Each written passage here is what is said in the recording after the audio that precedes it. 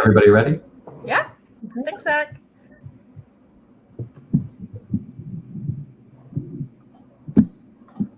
Hi, everyone. This is Zach Rubin, and I'm excited to be with you today with three awesome panelists for our webinar on online alumni book clubs. And we'll start with introductions and then go from there. Tracy, if you'd like to kick us off by introducing yourself and just saying a little bit about SUNY Geneseo, that would be great. Certainly, everybody. Hi, Tracy Gagne here, Assistant Director of Alumni Relations at SUNY Geneseo. SUNY stands for State University of New York. We're part of a large state college system. Our campus is about 5,000 students. I have been in Alumni Relations for over 10 years and in college advancement at Geneseo for almost 20, or for a little over 20, actually.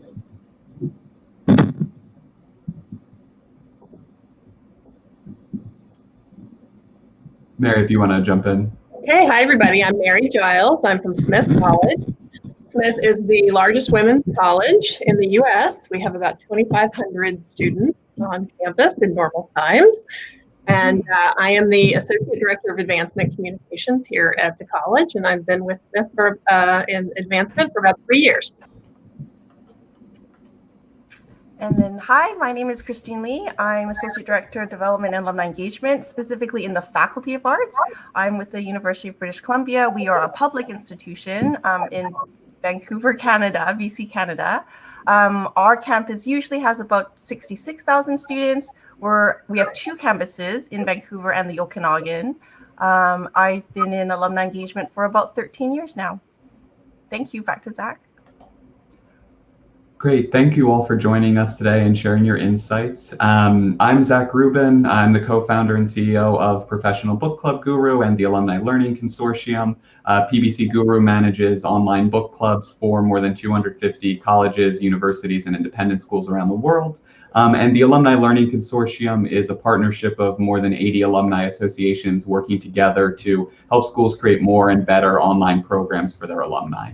And our mission is all about lifelong learning, so all of our programs really revolve around helping schools better engage their alumni in lifelong learning. And as far as the structure for today, I'll kind of take it away here, jump in with a little kind of an overview of what an online book club is, different ways schools can think about setting them up, depending on their resources and goals. And then we'll follow that with each of our panelists sharing insights from their specific programs, and then we'll have time for Q&A at the end. So please, there's an ask a question box below the video. Feel free to enter your questions there throughout the presentation, and we'll cover them at the end. And I'll go ahead and take our panelists off the screen and jump in a little more with our agenda here. So just to start us off, what is an online book club? What do we mean by that? To make kind of a distinction here, when we talk about an online book club for the purpose of this presentation, we're really not talking about a traditional book club that's just having its meetings over Zoom, which is what a lot of people first think about. So when we talk about an online book club, it's similar to an in-person book club in the sense that you have a set group of people reading the same book over the same period of time and talking about it together. But instead of having a live meeting, whether that's in person or over Zoom to talk about the book, the conversation is all based around an online forum. So it works a little bit like an online class. And there's three kind of big benefits to that setup from an engagement perspective. The first, of course, is being online means people can be anywhere in the world and participate. The second, and maybe even more important, is that the online forum is on 24/7. So it's all text-based. People can log in over their lunch break or after their kids go to bed or over the weekend. They can read what other people have been saying, share their own thoughts, and really make it work for their schedule in whatever way works for them. And then the third big benefit of this particular kind of setup for a book club is just scalability. A traditional kind of synchronous discussion for a book club, whether that's over Zoom or in person, maybe at most you could have 15 or 20 people trying to talk together before it would start to become overwhelming. With an online forum kind of community, you're able to have hundreds, even thousands of participants engaging in a community altogether. And so why are schools starting online book clubs? What's kind of the benefit of it? We've listed a few things here.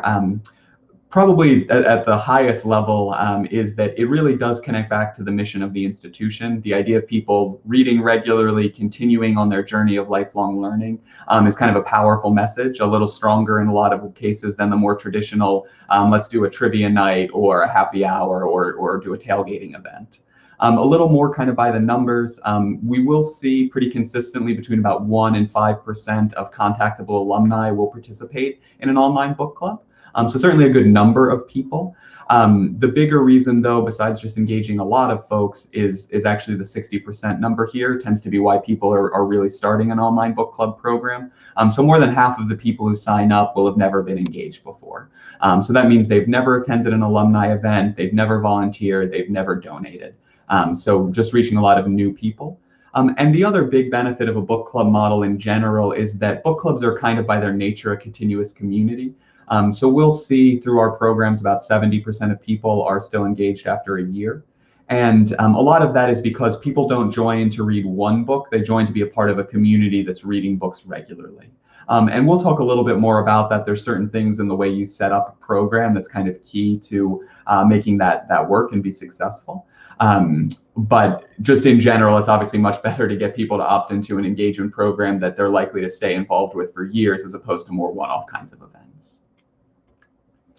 And now getting a little more into kind of the weeds, have broken out some of the kind of decision points for how you might want to structure an online book club community into kind of 5 areas. So we'll talk about the actual place where to have the discussion online, how you would select books, kind of thinking about the scheduling of a community, the marketing, and then how to get faculty, alumni, authors, and other folks potentially involved to even further the online discussion group.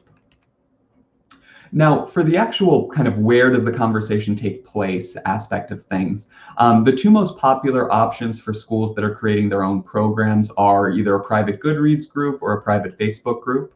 Facebook works well because a lot of people obviously have accounts. Not everyone has an account, so the big con there is if someone doesn't want to have a Facebook account, they will likely not choose to make one just to be a part of your book club program. But you do benefit from all the folks who are logging into Facebook, having some of that organic traffic, people seeing the posts in the book club and the comments kind of showing up in their newsfeed.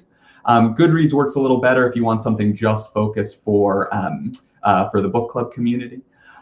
We don't recommend schools use a private LinkedIn group. That is a common kind of initial thought option that schools think of for if they're doing like a professional or a career or business focused book club.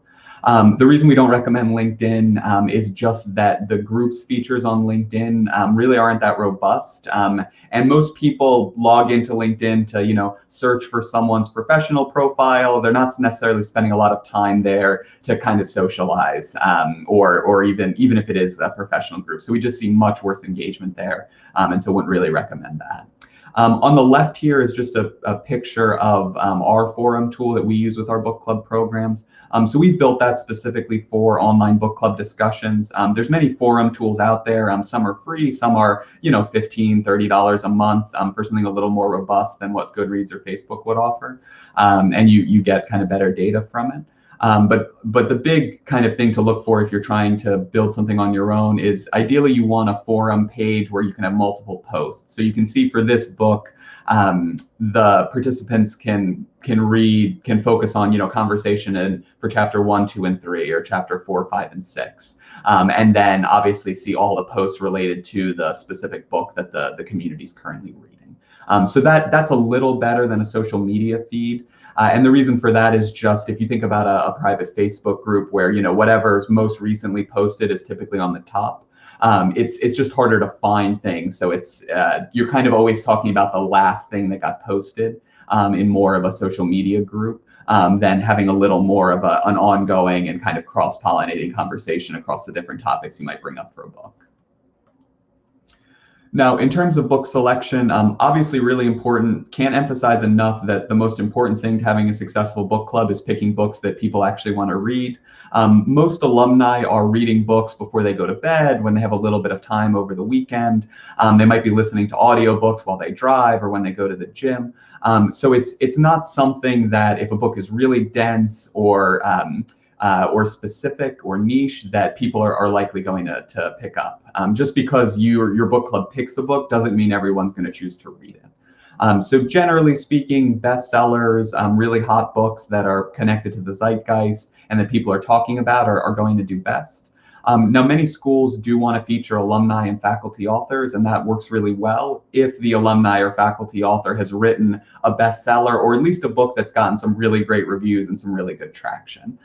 So if it's a really dense, faculty book from the university press, it might be an amazing book. It might be the best book on that subject that came out this year. But most people are not going to read, a 400-page, super dense faculty written book. But again, if a faculty member's written something more mainstream, something more general, and they're especially willing to talk about the book or have a Q&A call with the community, that can be really awesome for engagement. People definitely enjoy a range of different titles and books. If you just think of the kind of books you read, you're probably not only reading historical fiction or only reading biographies. So you generally want to have a variety of books available for the community and kind of change it up, because most people don't want to read, 4 biographies in a row. We see a lot of success with groups voting for books. Then there's a couple kind of benefits to that. Number one, people just enjoy voting in general and kind of talking about what the next book is going to be. So you just see kind of some engagement outright in people choosing the book. You also see more success in getting people who wouldn't necessarily read a book to actually pick up a copy and start reading it, if there's a vote, as opposed to if it's just selected outright by the moderators or the alumni office. And the reason for that is a lot of, if all these people here who say voted for one person, no vote, who really wanted to read that, and maybe Warren is interested in one of these other titles, if they see, oh, wow, a lot of people voted for this book, I wasn't as interested in that, but clearly there's maybe more to it than that, I should check it out. So kind of seeing what peers are choosing leads to more people reading the book than if it's just selected outright, essentially. And the other big benefit to voting, and this isn't to say that you can never pick a book outright, you certainly can. It's just that voting does work well as often as you can make it happen. The other big benefit we see for voting is you end up with a lot less pushback on book selections when you give people a choice. Kind of no matter what selection of books you might choose, some portion of your group is going to have some sort of criticism of it if you're just selecting them outright. So they're going to say, we're reading too much social justice, or we're not reading enough social justice, or we've read so many biographies, or there's too many business books, or whatever it might be. But if the group is voting between a range of books and then actually selecting them outright, you're just going to get a lot less of that kind of potential criticism or pushback from community members. And then the other huge thing we see for book selection is really making sure you're picking books that are available as ebooks and audiobooks. A lot of people do prefer ebooks, but even more important, honestly, are the audiobooks. A lot of folks, as I kind of mentioned earlier, they listen to books while they're driving or while they're working out or doing work around the house. And they just don't have as much time to kind of sit and read either an ebook or a physical book. So if the book isn't available on audio, somewhere between about 20 and 30% of the people likely to sign up for your book club just are going to skip that book and be reading something else or listening to something else and probably wait for the next one to start. So definitely something to keep in mind. It's not an insignificant portion of people who are listening to read their books, than as opposed to a physical copy. And then another question that comes up a lot in thinking about, how should we start a book club? What would make the most sense is the focus area for it. So our general recommendation from most schools is to start with one broad-based book club. You don't need a separate group for just young alumni and just alumni and just one for science fiction and just one for professional development. You can in most cases, especially say if your school has less than 50,000 alumni, you can do really well by putting all your efforts into one group instead of having, splitting things up between 5 different groups that are all doing slightly different things. And just in general, we recommend focusing on broad topic areas as opposed to demographics. So it's not that you can't have a successful young alumni book club or alumni book club, or a mid-career book club or something like that. But generally, we see better engagement around kind of a broad topic like novels or professional development or kind of broad-based lifelong learning. regardless of people's age or where they live or kind of other demographics. And people enjoy, frankly, hearing perspectives different than their own. So not necessarily just hearing from other alumni or young alumni. They, especially say young alumni in a professional development group, really get a lot out of hearing from more seasoned alumni, and older alumni get a lot out of hearing from young alumni and people across generations from different perspectives on things. And then one kind of final thought on focus area is to just avoid geographic focus. And we bring that up, it's sort of obvious to some, maybe not as much to others, but a lot of schools, if they're say based on the East Coast, will want to have a book club just for their alumni on the West Coast because they don't have as much programming, in one part of the country or one part of the world. What we kind of see with that, though, is you're sort of losing the benefit of having a program that's able to engage people all around the world, and again, get those perspectives from people all around the world. So you're better off, again, having one book club open to everyone than trying to do different kind of geographic focuses. And truth be told, just because someone lives in California doesn't mean they're really interested in California authors. Or authors that are local to where they live. That's, some people might be a little more interested in that, but it's not necessarily as much of an interest area as you might expect. And then in terms of kind of the scheduling, which leads a lot into sort of the structure of things, there's two aspects to this. So kind of how often you're reading books, and then what you do during each book. So we'll talk a little bit about both. In terms of kind of the frequency that we see work best, schools really run the gamut of reading frequency. So anything from reading about a book a month to reading just one book a year, we see schools doing. Usually if a school is reading just one book a year, it's associated with some big kind of campus program. So for instance, if there's a common book or a freshman read that the whole campus community engages in, then a school might hold an online book club discussion community just for that one book, and they may just do that once per year. Many programs, especially that used to meet in person and now are meeting virtually, are doing a book a month. That is kind of the traditional book club setup for neighborhood and community book clubs. For most alumni, a book a month is much too fast. They just can't finish a book quite that quickly. So our recommended pace for an alumni book club is 4 to 6 books a year. So either a book a quarter or a book every 10 weeks, or say a book every 2 months. That tends to work pretty well. That gives your most avid readers are still kind of, there's enough books being covered that they will stay engaged over time. But it gives especially busy parents and busy professionals who are likely to opt into a book club community, especially an online community like this, time to engage and participate and actually read. And then the other big aspect for kind of the frequency is if you do much less than 4 books in a year, really, I shouldn't say much less, really, if you do less than 4 books in a year, you kind of lose the continuous community aspect of things. And you end up much more with, this is a group that, this is a community, it really stops being a community is what I'm trying to say. So you stop having the groups going to read is starting their next book, and it becomes more of people are kind of opting into each book. And especially if someone isn't interested in a title, there's so much time until the next book starts that they're much less likely to actually pick up the next book if they just weren't interested or didn't have the time to engage with the previous book. And then just a quick tip here, definitely announce books at least a few weeks in advance of when you want people to start being able to start reading them, so they have time to get their copy. And so all of that was kind of about the schedule sort of for the year of a book club, but then, breaking it into what are you actually covering during those, 2 months, 3 months of the reading period. And the big kind of advice we can give is to break the book down into sections. So you could see it on the screen earlier. I can even go back to it here, but, the questions related to the first 3 chapters of the book, questions related to the next 3 chapters of the book, and assigning an actual date. So, finish these by February 10th, finish this section by February 20th, whatever schedule makes sense for what you're running.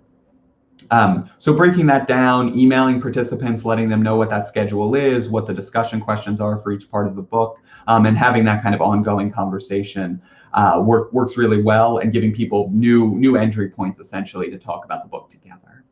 And then the other big thing we see is really sharing content and external resources related to the book. And those could be a lot of different things. If it's more of a professional development or a business book, it might be a TED Talk video, or maybe an article with a different perspective on leadership and asking alumni to talk about which, do they agree with the author? Do they agree with, this article with a very different perspective?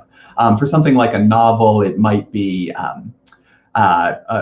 resources about the setting, or an interview with the author about the impetus for why they wrote the book. But really things that kind of go beyond the page and bring other perspectives and open up other avenues for conversation. And now in terms of marketing, again, really wanting to position it as a continuous community. So when you're marketing the program, you're talking about join our book club community, read books regularly, as opposed to join this event where we're this one-off program where we're reading this one book. So that's really critical from a marketing perspective. We also see schools having a lot of success with making a strong marketing push right in the beginning. So you don't want to launch this the week of homecoming or alumni weekend or anything like that, where you've got a lot of marketing devoted to a whole lot of different activities or ways alumni can engage. You want to pick a little bit of a quieter time when you can focus some standalone emails, social media, all of the, or at least a good portion of the messaging through your channels to at least get a really good critical mass of people right at the beginning. And then obviously you can continue and should continue to market at the start of each book to get new people into the community and keep it growing. But you only get one chance to kind of start it. So it's better to kick that off when you've got the marketing capacity to make a good push right from the beginning. And then a lot of people kind of ask about, how can we get our faculty involved? How can we get alumni authors involved? How can we make this more than just an online community? And there's a lot of options there. I will say many participants will never attend kind of an extra event. They really enjoy the asynchronous model. They don't have a lot of time for events. That's why they've never been engaged with things before. But they do love books and they do want to be a part of a community. So a lot of this kind of extra on top of the basic model of an online book club discussion is great. And a lot of people will engage with it, but it's not required by any means to make a program successful.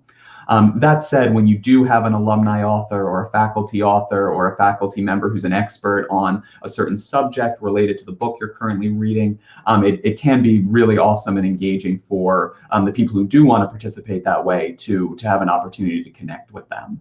And there's a few kind of common options. The first thing I'll actually touch on is the last bullet here, but many schools see a lot of success, frankly, with tying their book selection to things that are happening on campus already. So I mentioned kind of a common book or a freshman read. So if that book's already selected and there's activities related to that book throughout the semester that are open to the community, then that's a great book to read. And you don't have to create a lot of other custom programming to further engage the book club participants because that's already being done by, that common book committee or whoever's putting those on. In a lot of cases, schools will also have authors speaking on campus, or you might have a big sustainability conference. So you might want to pick a book related to environmentalism or climate change that ties into that, and then encourage people to engage with the sustainability conference that's happening already. So just not necessarily needing to reinvent the wheel, but tying your book club to things that are happening already. For more kind of custom programming, though, when you have an alumni author or faculty author, the three most common approaches, and a lot of this depends on kind of how much time they have to give, and that can vary very widely.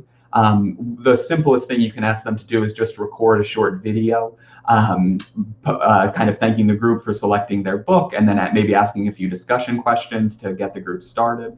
So that can be a really low lift for even a very busy person. But to at least get kind of a little FaceTime with the group that way. We also see schools having success with doing like an Ask Me Anything thread in the online forum. So that would be a post basically that the author or a faculty expert on topics related to the book is kind of checking once a week. The participants are able to ask them questions, and the author or the faculty expert are responding to those. And then the more kind of involved option is doing a Q&A call with participants. Obviously, schools before COVID were able to do more in-person events or talks with the author in some cases, so that can certainly work well too.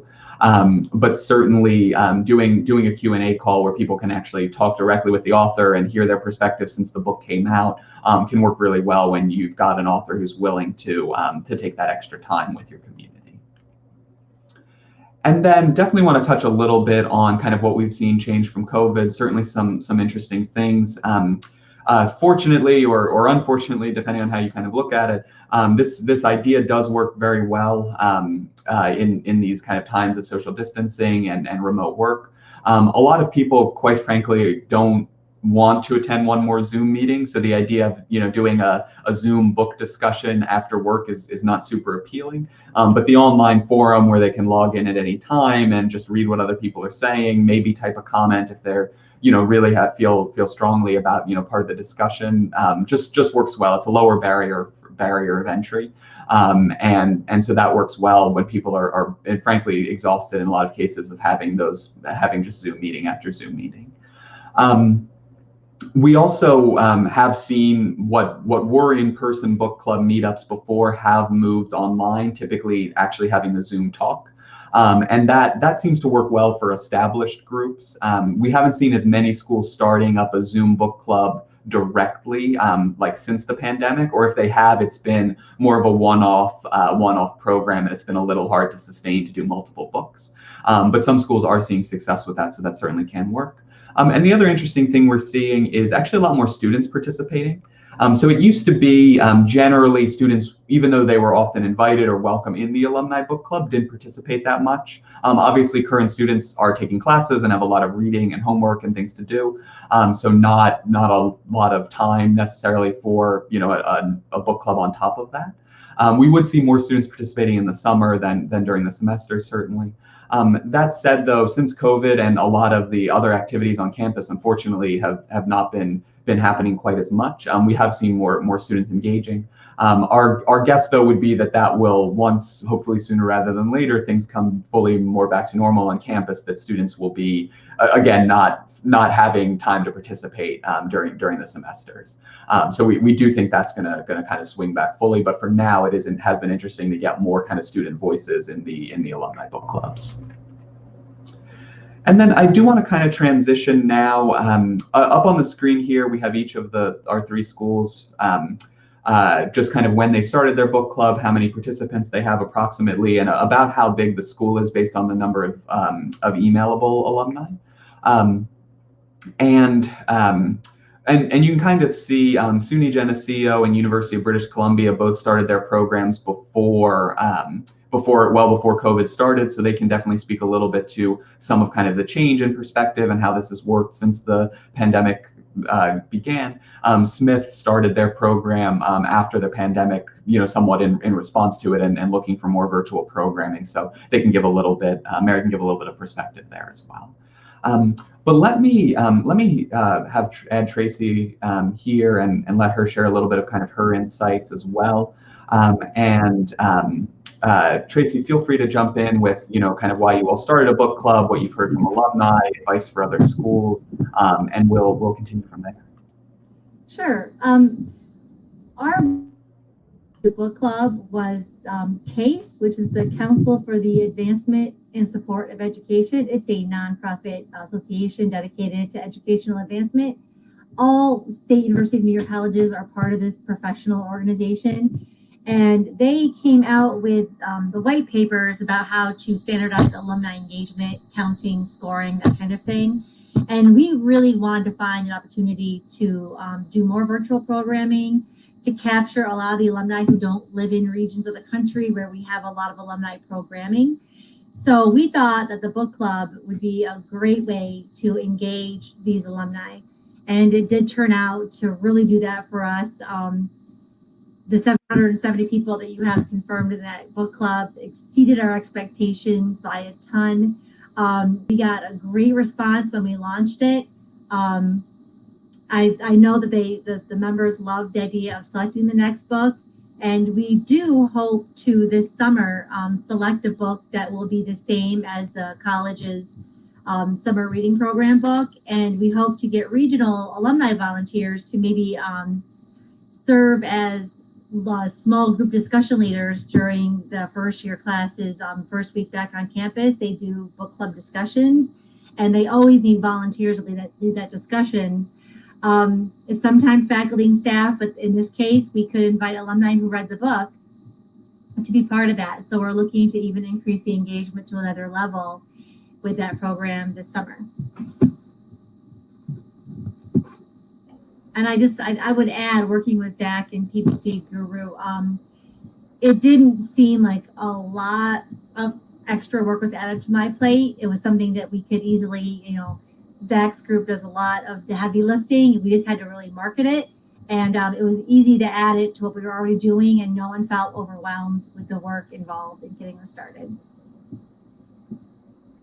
Thanks so much, Tracy. I'll go ahead and add Mary. Hi, everyone. So the Smith College Club, as Zach has mentioned, is a newer club. We launched in June. And as Zach mentioned, we started as a response to COVID. We were looking for additional ways to engage our alums virtually in the face of what I'm sure most of you were facing as well, of needing to move most of our programming online, and we're looking for additional ways to engage our alums virtually. So working with PBC Guru presented a great way to expand our online offerings, virtual offerings, in a cost-effective way that required really very minimal effort from our staff. And what I thought I would talk about is our marketing efforts and our lessons learned there, since we have had such a robust response from our alums. As you saw from the stats Zach presented earlier, we have more than 3,100 members in our book club, which has been just a tremendous response. And I think part of that is, of course, a desire to connect in the time of COVID, since so many of us have been looking for additional ways to connect virtually, including with our alma maters. And Zach tells me that women are a little more likely to engage in book clubs than men, so we have that advantage being an all-women's college. But I think more than that, we've had a good response to our marketing efforts, so I'll share those with you. We have a good marketing plan that was outlined for us by PBC Guru, but we have learned some good lessons from that as well. And I think one of the successful things we do is that we send an email to all alumni on our mailing list with the start of each book group. And one of the lessons that we've learned is to specifically do that, to target the entire emailable list with the beginning of each new book. We get a tremendous response from that every time we send an email to the entire emailable list, compared to when we mention the book group in another kind of email, where it's just one of the types of offerings mentioned. And we do remove current members from the email list that we send, so we're not repeating those marketing requests to current members. And I think that's really made a difference, that we continue to market the book group to members each time, and that it is a targeted email specifically about the book group, as opposed to mentioning, but not bearing it exactly, but mentioning it among a bunch other topics as well. And we're also very clear about the value of the book club in those emails. We try to tie it specifically, our book, to and the value of reading this book to what's happening in the world or society today. We are very clear, briefly, but very clear about what the book group is, what book we will be reading, and what that book is about. And again, why it's important to read that book right now with a community of other alums, in addition to the other benefits you get from connecting with alums in the book group. So being very clear about the value of the book group in snappy, short language. So that's really paid off. And then we have just a short checklist of other ways we market the book group. Again, primarily, most of our responses do come from those all alumni emails, but we also are cognizant of marketing it in other ways. We always promote it in a newsletter that goes to all of our alums on social media, including Facebook, LinkedIn, and Twitter. And a little bit to my surprise, our biggest response from social media is from Twitter. One other thing we have done that might be of interest to some of you is for one of our books, the second book that we marketed, we did promote a Facebook post. We paid $100 to promote a Facebook post and got about 85 new members from that post. So that was an interesting experiment to try and might be worthwhile for some of you. A pretty cost-effective way to get new members. Again, from us, most of our members do come from the all alumni emails. So anyway, that's a pretty low lift, easy lift for marketing for a big response from us. And I'm happy to answer further questions about the marketing at the end of the presentations.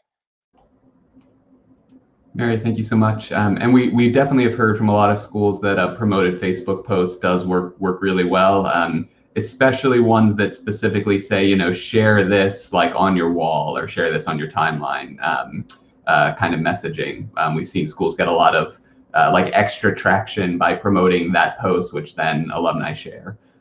So that's definitely a tactic that's worked well from a marketing perspective. And again, there is the Ask a Question button below the video. Please enter your questions. Christine's going to share a little bit as well, but if you have questions for specific panelists, general questions, whatever it may be, and I already see quite a few are coming in, which is awesome. So, but we'll have a good bit of time as well to cover those. Christine. Thanks, Zach. So I'm going to mention how partnerships played a big part for our launch.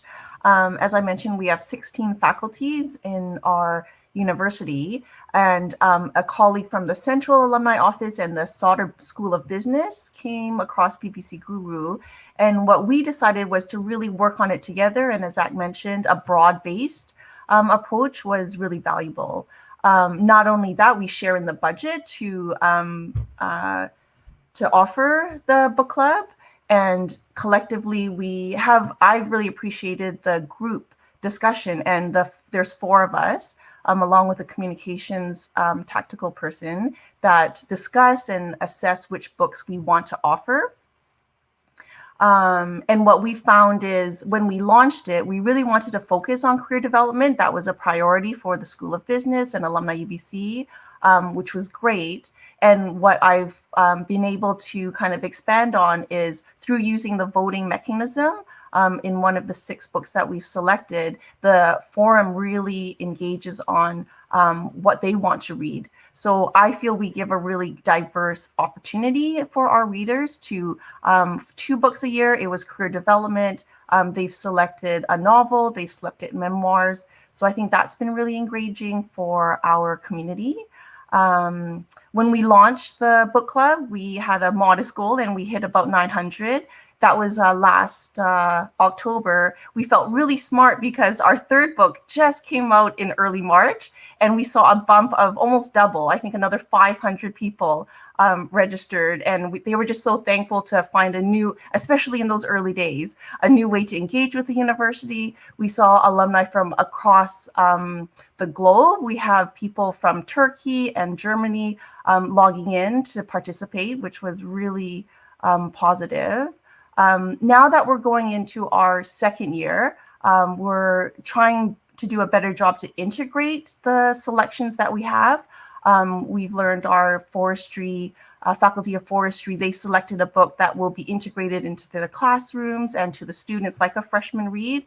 We hope to engage other partners across campus to do a little bit more forward thinking and that planning to really integrate that.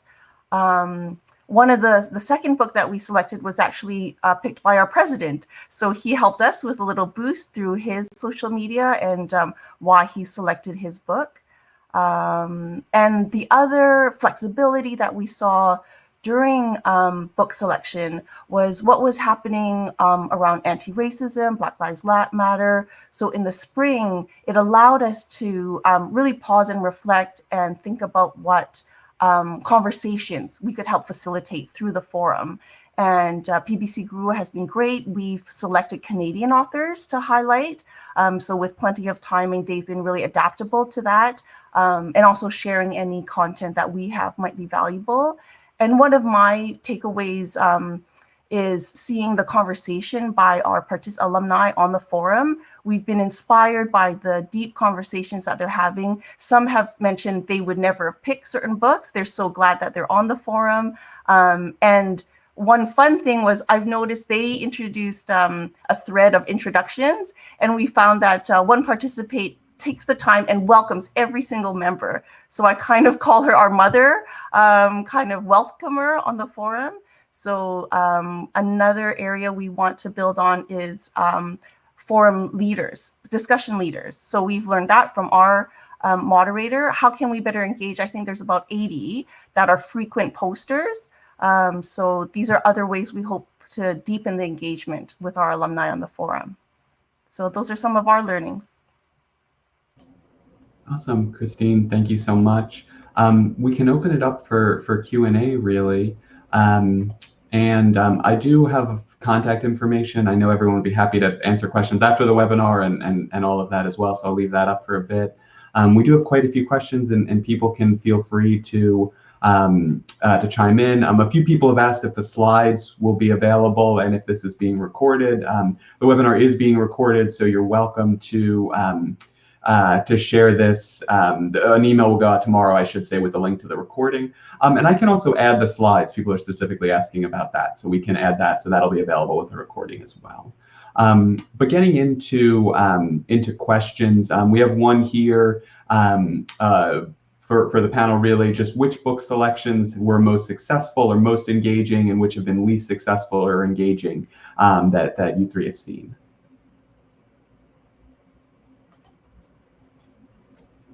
I'll chime in. We had a good learning. So we've been the youngest club, so the others might have some points to make as well. But we've had a variety of books, types of books, just in our short time. We had a business book, a memoir, books recently about anti-Blackness and social justice. And one of our books had considerably less engagement, and we think it was because of the format of the book, in that it was short stories, and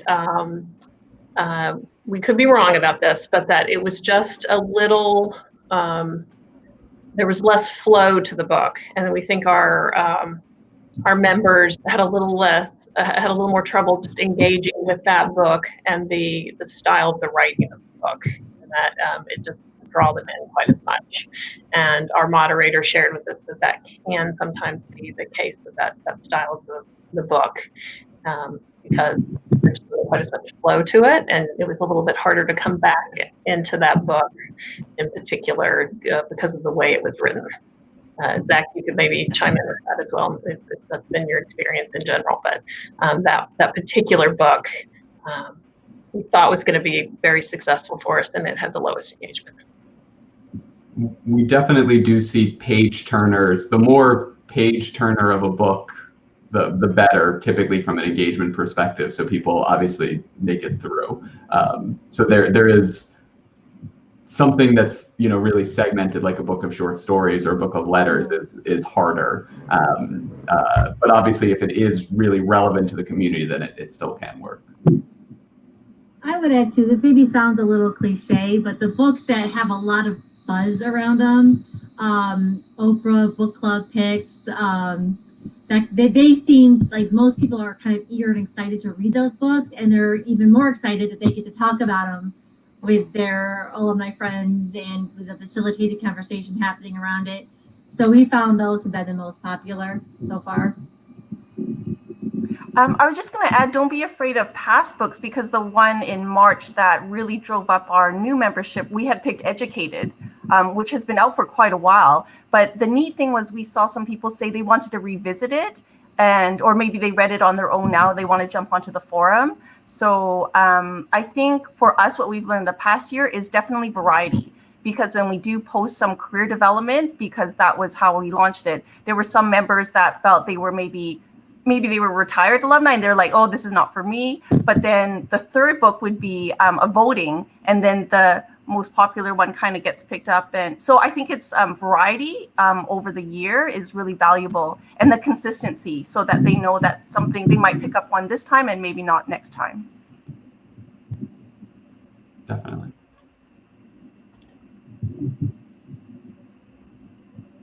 Someone asked, as the dates pass for each section, kind of what happens, and do you take things off the forum once the dates have passed? I can maybe touch on that. So you could lock a conversation, or hide a conversation once it's passed to keep things focused. We generally just leave things up kind of indefinitely. So even you'll sometimes get a comment on a book that was read a year ago, of someone saying, I actually just finished reading this book, and here were my thoughts on it, even though it happened even though the groups moved well past that. So even within a book, people aren't always keeping up with the schedule. A lot of people will be behind, and some people will be ahead. So leaving things kind of open-ended and letting people engage where they want to tends to work well there. I can comment that we had that exact example, because I'm an administrator. I can see which of the forums had the most recent connection. And a couple days ago, I saw a book that was selected last year had comments 2 days ago. So people are going back to use the resources as well.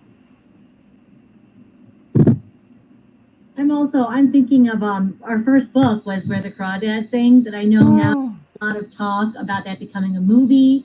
So I'm guessing is maybe there's more buzz as they're picking the actors and the actresses for the different parts. Some of our book club readers may want to go back and then visit the conversations and remember what they maybe said or what had been said or discussions that had taken place about the book, even though it's not our current selection. I will try. That reminds me, Tracy.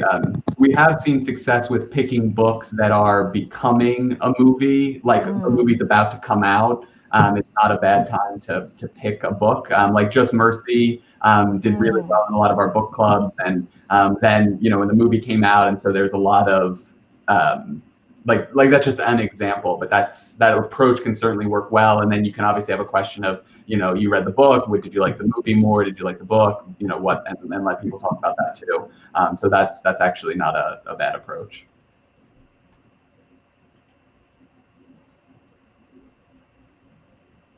We have a question here about concerns that a book might be too political or send the wrong message. What have been kind of your perceptions on that, and how have you managed some of those issues?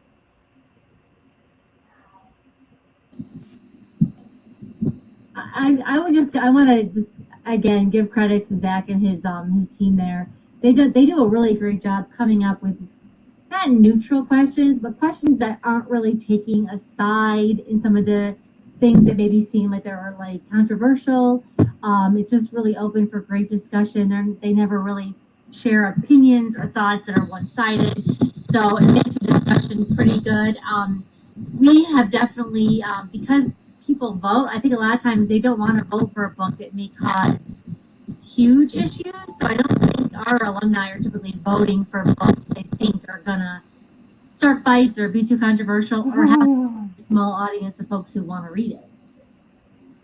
I was going to add that, Michael, our moderator, has been great at monitoring it. So I'm an administrator and I'm also monitoring it. He did a great job this summer of reminding the full group of the kind of code of conduct and kind of best practices on the forum. We did have a book where someone posted a thread where they weren't comfortable with it and they didn't want to read it. And that's one of the threads that I've been most inspired by, because multiple users asked open-ended questions and invited that participant to dig a little bit deeper. And I think they educated each other. And like we didn't have to step in. I don't think there was anything rude or anything controversial, but there was definitely differing points of view. And I'll dive into like understanding white privilege and understanding all those new language that we're all learning. So my team, we're really proud that we picked a book that challenged people and challenged how they thought about their current situation, environment, and then learned from each other. And our group has now read 2 books about racism, and we're in the process of reading the second book about racism and social justice. And we have found that our community is eager to read books on these topics and explore them, and that it's actually a wonderful way for our community and our college to advance these college priorities that we want to explore with our community. So we actually find that to be a great opportunity, and also to advance the college mission in that way. That we have a lot of webinars and talks currently programmed at the college, and we're able to cross-promote them with our book group and add to the richness of the group and the offerings in the group. And I think that's might be one of the reasons we have such high retention as well, because we cross-promote that programming with the group, so then they also have that richness available to them. In terms of the discussions, they've been very respectful, and there is a code of conduct and community. And I think Zach's team has a lot of experience with how to manage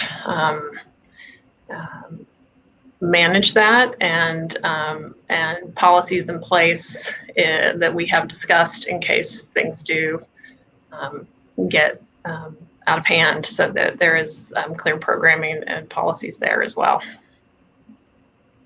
Definitely. One maybe structural suggestion I can add in all of our book clubs, and we recommend this to anyone, whatever platform or however you're managing it, is really to require people to use their first and last names as their usernames, as opposed to, just some random, like son friend 55 or some random thing. And a lot of that is, a lot of places where there's a lot more like vitriol and trolling on the internet are where people can be anonymous. So people just behave better that way. So definitely from a structural perspective, a way to keep things under control. I can add on book selection. A lot of our book clubs read Becoming by Michelle Obama, I guess in 2018 when that book came out.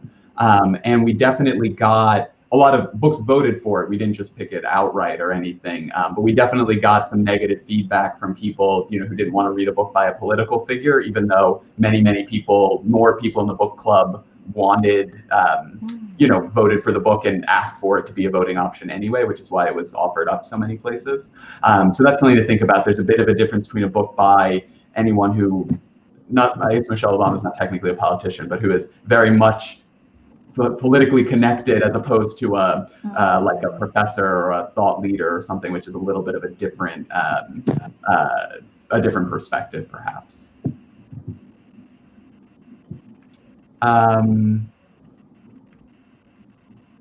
We have a question here about code of conduct. Honestly, if you Google code of conduct online forum, you'll find like a pretty basic template. I think it is good to have one kind of written out. But honestly, moderation issues, the biggest issue we actually see is self-promotion. It's real estate agents and financial planners posting like helpful things for people looking for a house or planning for retirement that are really like a form of self-promotion. So that's usually more where you might want to be pulling some things back, as opposed to people actually writing something like hateful or poorly thought out or things like that. People are asked, we've got a question here, how do you measure the success at your schools? Is it the number of people signed up, the number of participants, how many people are just opening communications? How do you kind of evaluate overall how successful things are? Zach, do you want to talk about the metrics that your team already offers through the tool? Sure. So I can touch on that a little bit. So And different platforms will give you different things. So Facebook has a lot of summary data for the group, but you're not going to get like the per person, how often they're logging in type of data. And similar with Goodreads, a lot of like good aggregate data that you can use. But our tool basically gives how often people are logging into the forum, how many comments they're making, how much time they're spending in the forum, and how many posts they're reading. And then we also track an email's going out weekly to the book club, letting them know how far into the current book they should be and what the new discussion questions are and all of that. So then we're also tracking those email open and click rates, because some people will follow along via email and read a lot of the books, but only log into the forum occasionally. And so that's still, if you ask them how they like the book club, they'll tell you that they've really enjoyed reading the books, even though you don't actually see them engaging in as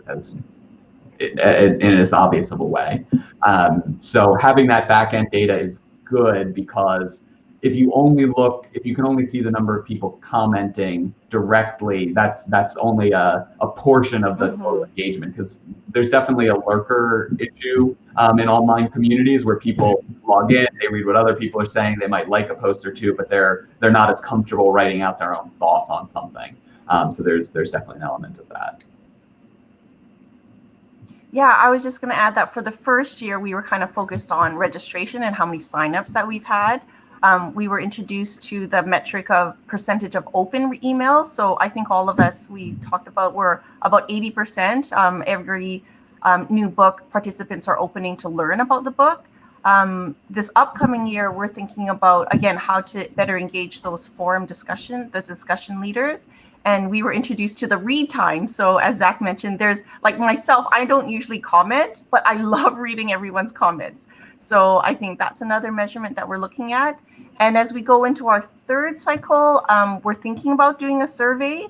We'll work with Zach's team on assessing what those questions are, and again, how to gauge the quality of the engagement. But I'll check in with Tracy and Mary too to see if they're thinking about doing a future survey.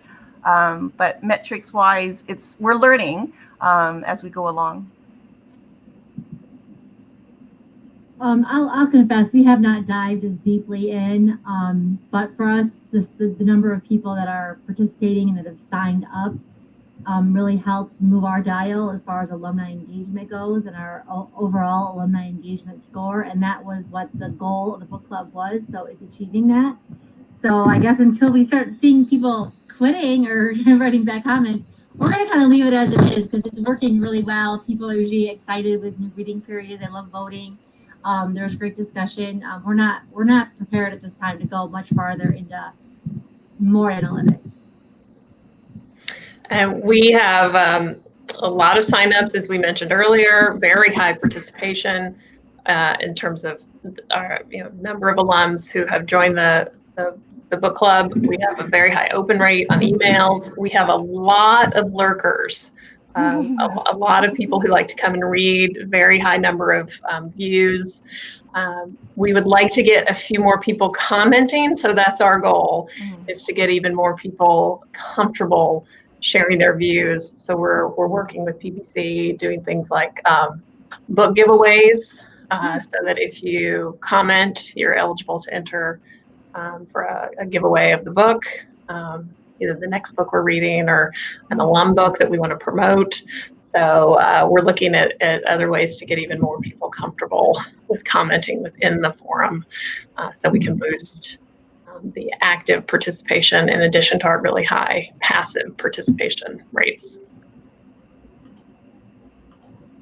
And maybe one thing to just add on that, a lot of book clubs, very understandably, are reading a lot of social justice and anti-racism books this past year.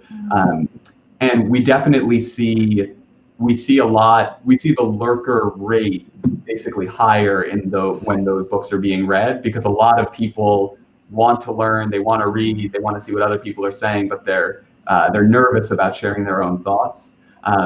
Interestingly, we don't see that in like the HBCU groups that we manage. So they are reading the same books and getting into super deep conversations about it. So it's a little different. But that's just something to think about. If you want to optimize for comments, you want to pick, a novel that's got a lot of like really interesting characters and a lot of like touch points to have. if you want to, so there's different, in some ways, book selection can kind of optimize for the kind of engagement that you're getting. Probably in the scheme of like the university's mission and societal goals, like reading the social justice books is a really good move, though. So even if you're getting more of a percentage of lurkers and not as many people kind of sharing their own thoughts and stories, it's something for people to think about with book selection as well. Well, we're at the top of the hour. Christine, Tracy, Mary, thank you so much for all of your insights. There are still quite a few questions we didn't have a chance to get to. So again, our contact information was up on the screen, and I'll add these slides so people will be able to see those, and the recording will be available. But I'm certainly happy to answer questions, and I'm sure Christine, Tracy, and Mary would be happy to answer folks from other schools that were able to attend the webinar. But thank you, everyone who attended. Thank you to our panelists, and everyone have a wonderful rest of your day.